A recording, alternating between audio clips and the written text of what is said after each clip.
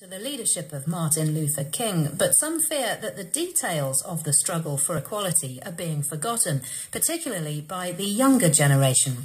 Congressman John Lewis is the last of what's known as the Big Six civil rights leaders, and at the age of 23 he organised marches and protests. He also made speeches alongside Martin Luther King. And he's written a trilogy of comic books, graphic novels, depicting those times for a younger audience. He's been telling me what it was like to live through those times and before equal rights in the States. Years ago, here in the United States of America, in the American South, it was almost impossible for people of color to register or to vote. In the state of Alabama, my native state, on occasion people were asked to count the number of bubbles in a bar of soap, to count the number of jelly beans in a jar. There were African-American lawyers, physicians, college professors were told they could not read or write well enough, so they would fail the so-called literacy test. And we had to change that.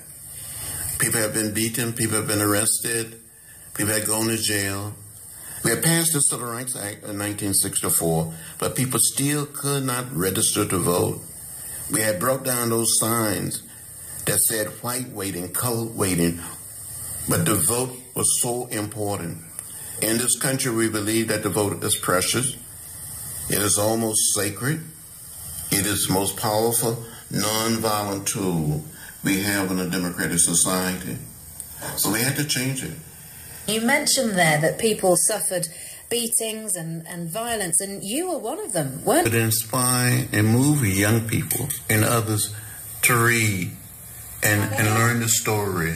I used to hear Martin Luther King Jr. father tell his son, Dr. King Jr., when he would be preaching, he would say, "Make it plain, son, make it real." The graphic novel is making it plain, making it real.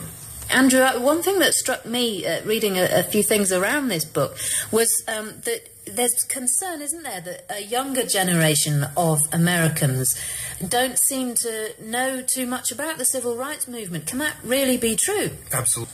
Now, I don't know whether you're celebrating this or not, but the romantics out there might be aware that it's Valentine's Day today, and according to tradition, admirers send anonymous love letters or a gift to the object of their desire, hoping to spark some kind of romance. It's always been a lucrative time for florists and, of course, postal and delivery companies, but has that changed since the rise of the internet and social media? Why bother writing a letter when you can craft 140-character tweets to your love, or simply maybe romantically poke them on Facebook? Well, bosses at the Dutch mail service have come up with an innovative way to compete with online love tokens, as Anna Holligan reports. Happy Valentine's Day. We're inside a huge sourcing office in Amsterdam. It's one of the biggest in the Netherlands. This week, the Dutch Post Service has been offering money-conscious romantics an incentive to share their love the good old-fashioned way. All Valentine's cards will be delivered free of charge, provided... Roses are red, tulips are blue. Put down your smartphone and let real love come through.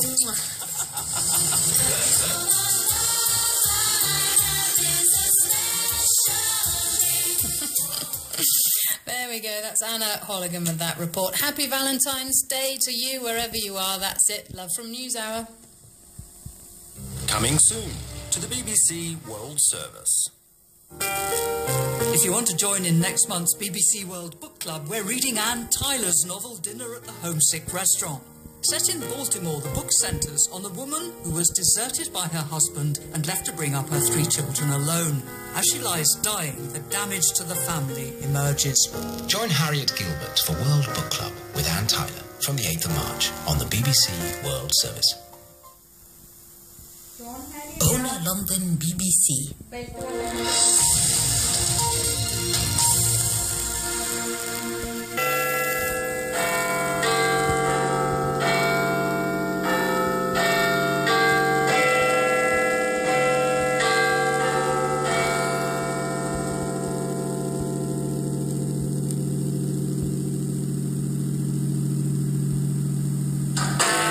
10 years